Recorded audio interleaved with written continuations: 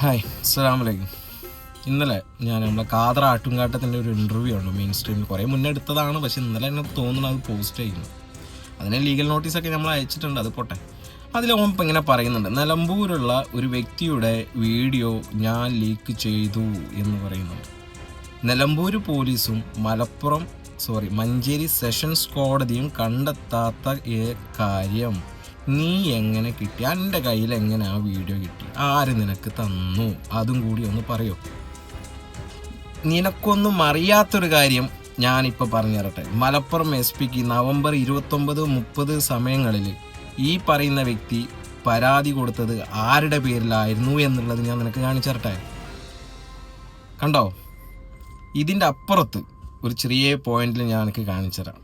നീ പറഞ്ഞ അതേ പരാതി ഈ വ്യക്തി മറ്റൊരു വ്യക്തി ചെയ്തതാണ് എന്ന് പറഞ്ഞിട്ട് വ്യക്തമായിട്ട് എഴുതി ഒട്ടിച്ചിട്ടുണ്ട്. ഒരു അടിസ്ഥാനരഹിതമായിട്ടുള്ള ഈ കാര്യങ്ങൾ പറയുമ്പോൾ ഒന്ന് ലോജിക്കായിട്ട് ചിന്തിക്കണ്ടേ? എൻ്റെ കയ്യിൽ ഈ തെളിവുണ്ട്, നിലമ്പൂർ പോലീസിന് കൈമാറണ്ടേ? എൻ്റെ പേരിൽ ഇത് FIR ഇടിയിപ്പിച്ചത് ഒക്ടോബർ 10 മനസ്സിലായോ? ഒക്ടോബർ 18 എൻ്റെ വിവാഹമാണ്. അത് മുടക്കലായിരുന്നു എൻ്റെ ലക്ഷ്യം. പക്ഷെ അത് നടന്നില്ല എന്ന് മാത്രമല്ല, ഈ കാര്യത്തിൽ വ്യക്തമായൊരു തെളിവും ഉണ്ടായിട്ടില്ല, കാര്യങ്ങളും ഉണ്ടായിട്ടില്ല. പിന്നെ അനക്ക് എൻ്റെ ഒത്താശ ചെയ്യുന്ന പോലീസുകാർ ചിലപ്പോൾ നിലമ്പൂരോ താമരശ്ശേരിയോ ഒക്കെ ഉണ്ടായിരിക്കാം. എല്ലാ പോലീസുകാരും അങ്ങനെയല്ലല്ലോ കാതറെ. നീ പറയുന്നുണ്ട് ഞാൻ പോക്സോ കേസിലെ പ്രതി, എൻ്റെ പേരിൽ പോക്സോ കേസിൽ എന്നെ അക്യൂട്ടിലാക്കിയിട്ടുണ്ട്, അതായത് കോടതി നിരപരാധികം വിട്ടയച്ചിട്ടുണ്ട്. നീ പറയുന്ന ഭീഷണിപ്പെടുത്തി, എങ്ങനെയാണ് കാതറത്തേക്ക് ഭീഷണിപ്പെടുത്തി പിൻവലിപ്പിക്കാൻ പറ്റുന്നത്? ഈ ഒന്ന് ആലോചിച്ച് നോക്ക്. ഞാൻ വിവാഹം ഉറപ്പിച്ച ഒരു പെണ്ണുമായിട്ട് അനക്ക് അവിഹിതമായ ഒരു ബന്ധം കണ്ടപ്പോൾ ഞാൻ ആ വിവാഹത്തിന് പിന്മാറുകയും പിന്നീട് ആ വ്യക്തിയെ വെച്ചുകൊണ്ട് നീ എനിക്കെതിരെ വിവാഹവാഗ്ദാനം നൽകി പീഡിപ്പിച്ചു എന്ന് പരാതി കൊടുക്കുകയും ചെയ്തു. പക്ഷെ ഈ പടച്ചോൻ എന്ന് പറഞ്ഞ ആളുണ്ടല്ലോ, മൂപ്പര് ചെറിയ ചില്ലറക്കാരനല്ല. നമ്മളൊരു മനുഷ്യനെ ചതിക്കാൻ ശ്രമിക്കുന്ന സമയത്ത് പടച്ചോൻ എന്തെങ്കിലും ഒരു തെളിവ് അവിടെ വെക്കും. 3 വർഷക്കാലമായിട്ട് ഞാൻ ഈ വിചാരണ നേരിടാൻ തയ്യാറായിട്ട് തന്നെ നിൽക്കുന്നത്. പാസ്പോർട്ട് ഓഫീസിലെ രേഖകൾ, പള്ളി കമ്മിറ്റികളിലെ രേഖകൾ, മറ്റുള്ള പ്രധാനപ്പെട്ട ഹോസ്പിറ്റലിലെ രേഖകൾ, കോൾ റെക്കോർഡുകൾ, വീഡിയോ, മറ്റേ എഗ്രിമെൻ്റ് പേപ്പേഴ്സ് എല്ലാം കൊണ്ടും ഞാൻ തയ്യാറായിട്ട് തന്നെയാണ് ഇരിക്കുന്നത്. നാളെ വിചാരണ തുടങ്ങുകയാണെങ്കിൽ ഞാനത് നേരിടാൻ 110% ഞാൻ തയ്യാറാണ്. പക്ഷെ നിങ്ങൾക്ക് പേടിയാണ്, വിചാരണ നേരിടാൻ നിങ്ങൾക്ക് പേടിയാണ്. FSL വരാത്തൊരു കാരണം കൊണ്ട് മാത്രമാണ് വിചാരണ നടക്കാത്തത്. വിചാരണ നേരിടാൻ ഞാൻ തയ്യാറാണെന്ന് പറഞ്ഞാൽ തയ്യാറാണ്. നിങ്ങൾക്ക് പേടിയാണ്, ബാക്കിയുള്ള പഴയ കാര്യങ്ങളൊക്കെ പുറത്തോട്ട് വരുമോ എന്നുള്ളൊരു പേടി.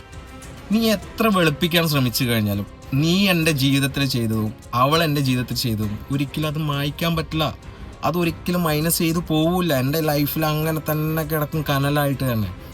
എന്തിനാ ഞാൻ എൻ്റെ പിന്നാലെ വരുന്നത്?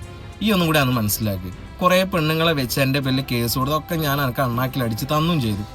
എന്നിട്ടും ഒരു ലോജിക്കും ഇല്ലാത്ത കാര്യങ്ങൾ ഈ മെയിൻ സ്ട്രീം പോലത്തെ മറ്റുള്ള കോപ്പിലെ ചാനലുകൾ കയറി എന്നിട്ട് എന്നെ പറ്റി ഈ പറയുമ്പോൾ എന്ത് പ്രൂഫാണ് എനിക്ക് കാണിക്കണം? എൻ്റെ പേരിൽ 5 FIR 6 FIR 21 പെണ്ണുങ്ങൾ. എവിടെ 21 പെണ്ണുങ്ങൾ? പണ്ട് പറഞ്ഞത് 251 പെണ്ണുങ്ങൾ എന്നായിരുന്നു. കുടുംബശ്രീയിൽ പോലും ഇല്ലൂടെ ജാതി പെണ്ണുങ്ങൾ. എനിക്ക് ഇതുപോലത്തെ കേസുകളൊക്കെ നോക്കുന്ന ഒരു വ്യക്തിയാണ്. അതായത് യദു കൃഷ്ണ എന്ന് പറഞ്ഞിട്ടൊരു യൂട്യൂബറെ പിടിച്ച കണ്ടല്ലോ. ജവനെ പറ്റിയൊരു വീഡിയോ ചെയ്തോ, എൻ്റെ ഷാലൂക്ക് ഇങ്ങനെ പറ്റിയൊരു വീഡിയോ ചെയ്തോ, ഫിലിപ്പ് മമ്പാടിനെ പറ്റിയൊരു വീഡിയോ ചെയ്തോ. ഒരാളെ പറ്റും ഈ വീഡിയോ ചെയ്തിട്ടില്ല. കാരണം എന്താ? എനക്ക് ഞാനുമായിട്ടാണ് പ്രശ്നം. എൻ്റെ ലൈഫിൽ എൻ്റെ മുൻ കാമുകിയുമായിട്ട് നിനക്കുണ്ടായിരുന്ന അവിഹിത ബന്ധം, നീ പറഞ്ഞ ഹണി ട്രാപ്പാണെന്ന് പറഞ്ഞാൽ എത്ര ഇത് രക്ഷപ്പെടാൻ നോക്കിക്കഴിഞ്ഞാൽ ഒന്നും രക്ഷപ്പെടില്ല. ഹണി ട്രാപ്പ് പെടുക ആദ്യം ഫസ്റ്റ് പ്രതിയായിട്ട് വരില്ല ആ പെണ്ണാണ്. പെണ്ണിൻ്റെ പേരൊന്നും ഇല്ലല്ലോ FIR-ൽ. അതെന്തേ?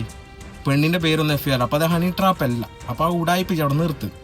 പിന്നെ എൻ്റെ കേസ് ഞാൻ നേരിടാൻ തയ്യാറാണെന്നുള്ള എപ്പോഴും ഞാൻ പറയുന്നുണ്ടല്ലോ, നേരിടാൻ തയ്യാറാണ്. പിന്നെ നേരിടാൻ തയ്യാറുള്ള പേടിയുള്ള ആൾക്കാരോടാണ് നിങ്ങൾ ഈ വ്യാജ FIR-കൾ കൊണ്ടുവന്നിട്ട് എൻ്റെ മേലിൽ ചാർത്താൻ നോക്കുന്നത്. പക്ഷെ അത് കോടതി അംഗീകരിക്കണ്ടേ? ഞാനാണ് എൻ്റെ കയ്യിൽ അതിനുള്ളൊരു തെളിവ് പോലും കോടതിക്കോ പോലീസിനോ കണ്ടെത്താൻ കഴിഞ്ഞിട്ടില്ല.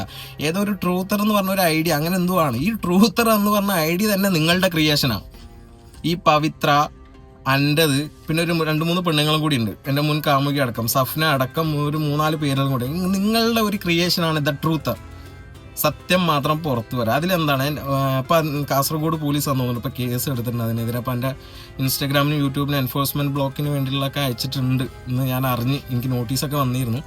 അതിൻ്റെ എന്താണെന്ന് നമ്മൾ പൊരുളറിയില്ല. നമ്മൾ ഇന്നലെ വിളിച്ചിട്ടുണ്ടായി, മൊഴിയും കാര്യങ്ങളൊക്കെ എടുത്തിട്ടുണ്ടായി. നമുക്ക് കാണാം എന്താണ് വഴിയെ കാണാൻ സംഭവിക്കാൻ പോകണമെന്നുള്ളത് നമുക്ക് കാണാം. പക്ഷെ അതൊന്നല്ല ഇവിടെ വിഷയം. നീ പറഞ്ഞുണ്ടാക്കിയ കാര്യം എൻ്റെ കയ്യിൽ അങ്ങനെ ഒരു തെളിവുണ്ടെങ്കിൽ നീ കോടതിക്ക് കൊടുക്കടാ. നീ ഓൺലൈൻ ചാനലിൽ കയറി നിങ്ങളുടെ ബള എന്ന് പറഞ്ഞാൽ പോലെ നീ പോലീസിന് കൊണ്ടുപോയി കൊടുക്ക്. ഇപ്പം നാളെ ഞാൻ നിലമ്പൂർ പോലീസിന് ഒരു അപേക്ഷ, ഒരു പരാതി ഞാൻ അയക്കുന്നുണ്ട്. ഖാദർ കരിപ്പൊടി മെയിൻ സ്ട്രീം എന്ന് പറഞ്ഞ ഒരു ചാനലിൽ കയറി ഇരുന്നിട്ട് ഇങ്ങനെ ഞാൻ വീഡിയോ ലീക്കാക്കിയതിന് തെളിവുണ്ട് എന്ന് പറഞ്ഞിട്ടുണ്ട്. അവനെ വിളിച്ച് ആ തെളിവ് അതൊക്കെ നിലമ്പൂർ പോലീസ് സ്റ്റേഷനിലേക്ക് വരൂല. ഓർമ്മ ഉണ്ടോ എനിക്ക്? നിലമ്പൂർ പോലീസ് സ്റ്റേഷനിലോട്ട് വരൂല. കാരണം അന്ന് രാത്രി ഉണ്ടായ പ്രശ്നത്തിൽ നീ ആയിരുന്നു അവിടെ ഏറ്റവും വലിയ പ്രതി. കല്യാണം ഉറപ്പിച്ച ഒരു പെണ്ണുമായിട്ട് അവിഹിതമായ വീഡിയോ കോൾ പിടിച്ചപ്പോൾ നിന്നെ വിളിച്ചു വരുത്തി. നീ പറഞ്ഞെന്താ? ഞാനൊരു വികാരം ചേർന്ന ഒരു പയ്യനല്ലേ, എനിക്ക് ഇനി തെറ്റ് പറ്റിപ്പോയി. പിന്നെ ഈ ആരോടാ ഈ കളിക്കുന്ന കാതറെ? ഇപ്പൊ കണ്ടില്ല, ഇപ്പൊ ഒരു പ്രൈവസി സ്ട്രൈക്ക് എനിക്ക് തന്നിട്ടുണ്ട്. അതൊന്ന്. ഇനി ലീഗലായിട്ടുള്ള നോട്ടീസ് എൻ്റെ കയ്ക്ക് അയച്ചിട്ടുണ്ട്. മെയിൻ സ്ട്രീമിനും നമ്മളൊരു ലീഗൽ നോട്ടീസ് അയച്ചിട്ടുണ്ട്. പിന്നെ ഞാൻ എന്നോട് പറയുന്നുണ്ടല്ലോ, എൻ്റെ ജീവിതത്തിൽ നീ ചെയ്ത സകല തമ്മാടിത്തരങ്ങളും ഇന്നല്ലെങ്കിൽ നാളെ ഞാൻ അത് പുറത്തു കൊണ്ടുവരും. കാതറണ്ടികൾ അനക്ക് എത്ര സപ്പോർട്ട് ചെയ്താലും, ഫേക്ക് കോളികൾ എത്ര വന്ന് എൻ്റെ പോസ്റ്റിലും കമൻറ്റിലും വന്ന് കുരച്ചാൽ പോലും, എന്നെ നിശബ്ദനാക്കാൻ വേണ്ടി നീ എത്ര പോലീസിന് പണം കൊടുത്ത് ഈ FIRകൾ കൊണ്ടുവന്നാൽ പോലും ഖാദറെ നിൻ്റെ മുഖം പബ്ലിക്കായിട്ട് ഞാൻ വലിച്ചു കീറിയിരിക്കും. മനസ്സിലായോ? എന്നെപ്പോലെ ഒരു സാധാരണക്കാരനായ ഞാൻ നിനക്കെതിരെ ഇന്നും ശബ്ദം ഉയർത്തുന്നുണ്ടെങ്കിൽ നാളെ നിനക്കെതിരെ ശബ്ദം ഉയർത്താൻ ഒരുപാട് പേര് വരും. നീ ചെയ്തു വെച്ച സകല ഉടായ്പകളും തെമ്മാടിത്തരങ്ങളും പച്ചക്ക് വലിച്ചു കയറാൻ വേണ്ടി ആൾക്കാർ വരും. നീ ഉണ്ടല്ലോ മറ്റേ ഇതും വെച്ച് വാച്ചും വെച്ച് മറ്റേ ലൈവിൽ പറയുന്നത് എൻ്റെ വൈഫ് എന്നെ ശ്രീലങ്കക്കാരി ഞങ്ങൾ പറ്റിച്ചോണ്ട്. എടാ ഞാൻ അങ്ങനെ പറ്റിച്ച് അനക്ക് നാട്ടിൽ നിന്ന് പെണ്ണ് കിട്ടാത്തതുകൊണ്ടാണ് ഈ പെരുമ്പാവൂരിലോട്ട് ഓടിപ്പോയിട്ട് ഒരു പെണ്ണിനെ കൊണ്ടുവന്നത്. ഓക്കെ, സ്വന്തം നാട്ടിൽ നിന്ന് പെണ്ണ് കിട്ടുക. നിശാല് പ്രേമിച്ച 2 പെണ്ണുങ്ങളും മലപ്പുറം ജില്ലക്കാർ തന്നെയായിരുന്നു. മനസ്സിലായോ? അല്ലാണ്ട് നമ്മൾ പെരുമ്പാവൂർ പോയിട്ടൊന്നും പെണ്ണ് കെട്ടിക്കൊണ്ടുവന്നിട്ടില്ല. എൻ്റെ വൈഫിന് മലയാളം എഴുതാനൊഴികെ ബാക്കി നന്നായിട്ട് അറിയാം. മനസ്സിലായോ?